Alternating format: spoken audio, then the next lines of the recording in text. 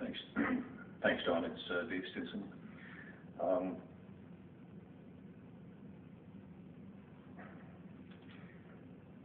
I've been sitting here trying to find something nice to say, because I don't see anything in here that addresses the concerns that I expressed the last time we met.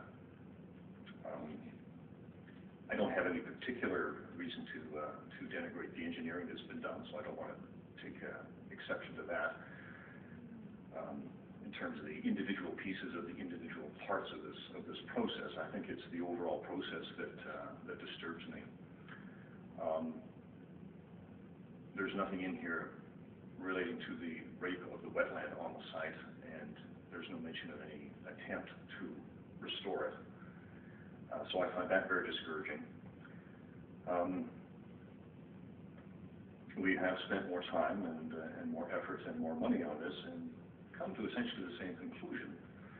Now, I'm slightly heartened by the fact that the building footprint is being proposed for another spot, but it doesn't seem to be much better than the one that was originally proposed now. So we've moved it from a hot spot, from sitting on top of a hot spot to being slightly off the hot spot. I guess that raises my second concern, which is not addressed in here, and that is the issue of remediation. And obviously I realize that this is a risk assessment approach and it's not a remediation approach, but I don't have a lot of faith in the risk assessment approach.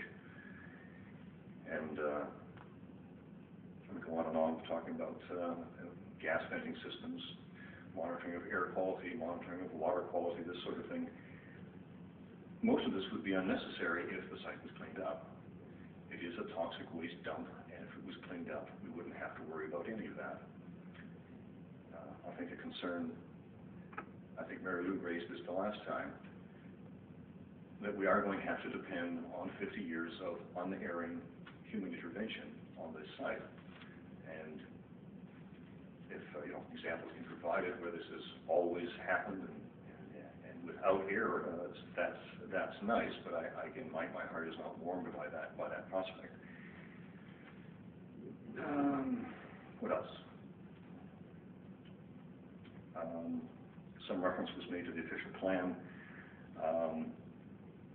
That really doesn't provide any credibility in this context. I think Bob Bowles is aware of this as well. We, as members of the Environmental Advisory Committee, we had a deputation from a former director of planning here who explained to us the complete irrelevance of the official plan in protecting the environment.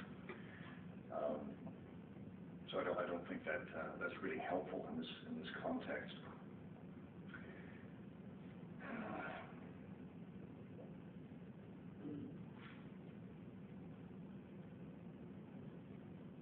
Anyway, those are I think are my main concerns.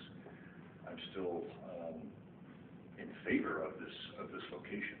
It's a nice location, but I think a lot more work needs to be done to clean the site up.